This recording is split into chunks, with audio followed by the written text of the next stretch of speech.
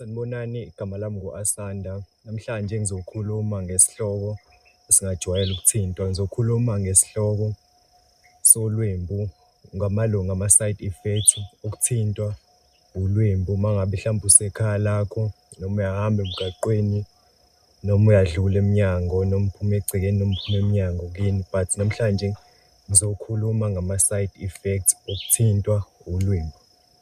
First of all, ulwembu lunama-spiritual signal noma lujwayele ukusetshenziswa ama-spirits such as ama-devil spirits noma ama-evil spirits. For example, lujwayele ukusetshenziswa ilezi spirits ey'thuthi zaziwa njengo-Jezebel spirit, ne-monitoring spirit, kuyile spirit lesi esikulandelayo, thuthi sobheka yonke into oyenzayo. Usually leso spirit sijwayele ukusetshenziswa mhlawumbe abelungu uma benza amakhamera, but abantu laba benza i-witchcraft noma labantu abathathayo, they use it to track whatever you are doing. Namhlanje kodwa ngizokhuluma ngolwembu, ngama-side effects okuthintwa ulwembu. First of all, if ever uthotha uzothintwa ulwembu ebusweni, it tells you that all your visions will never become true noma they will never become successful. Zonke izinto oy'fisayo, oyi-aimile noyiphuphayo nje, kuchaza ukuthi amaphupho akho angeke eze ephumelele as that moment la uthotha uzothintwa khona ulwembu. Ukuthintwa nje ulwembu ebusweni, it's either uyaphuma emnyango noma uyahamba endleleni. Malike lakuthinta ebusweni noma usemehlweni, it means that all your visions will never become successful. Bese kuzoba ileli hlandla khona noma ile moment uthothi ulwembu luzokuthinta engalweni noma usesandleni. If ever lizokuthinta engalweni noma usesandleni, it means that everything that you will touch with your hand, it will never work.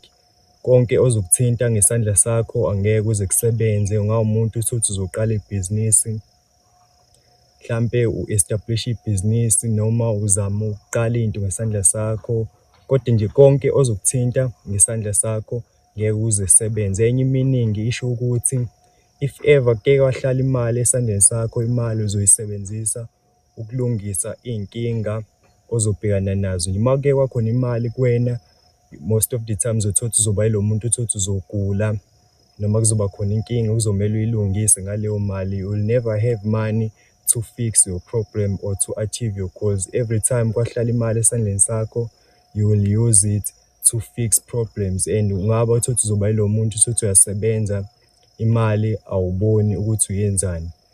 That sign uyithola uma ngabe uthothi ulwembu lukuthinta engalweni noma usesandleni. Bese kuyadlula uthothi ulwembu lokuzokuthinta emlonyeni. Uma lizokuthinta emlonyeni, kusuke kuchaza ukuthi noma kunale signal ethi uma ngabe uthothi isikhathi esiningi sukuyi lo muntu othothi unama-ideas amahle nama-business ideas, but uzothothi uma ngabe uthothi washera nabantu, abantu wena bakuthatha i-notice. Uma ukhuluma awulo muntu ongazwakali, mhlampe uma kukhuluma wena akuzwakali, kodwa uma kukhuluma abanye abantu kuyazwakala. Uma ngabe nje uthintwa ulwembu emlonyeni, kusuke ukutshela lokho ukuthi from now on wena uzoba yilo muntu ozothi uma ukhuluma ngathi kuba nesidina noma abantu bayabhocobala.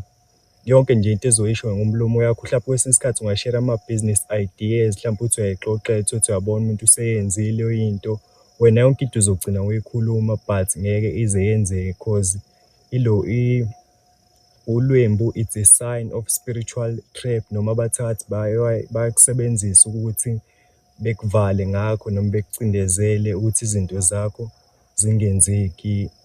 Those were the signs noma ama-signal owathola uma ngabe uthothi umuntu ojwayele ukuthintwa ulwembu, because nowadays sesinale tendency yokuthi sithathe izinto ey'ngekho normally sizenze zibe normal. Usually dala ukuqhuzuka nje endleleni uma uhamba bekusuke kunomyalezo okuzama ukudlulisela wona, ukuqhuzuka, ukudikizelelwa yihlo, ukudikizelelwa umlomo, mhlampe uphathwa amajaqamba, iy'nkwantshu, ugwazwa isibhobo. Bekunama-signal ekuzama ukuxoxela wona.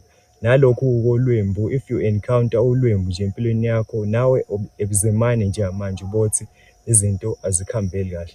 Igama lami ngu-Asanda. I was here to share my experience and my point of view. Thanks you for watching my video. Until the next time, take it easy.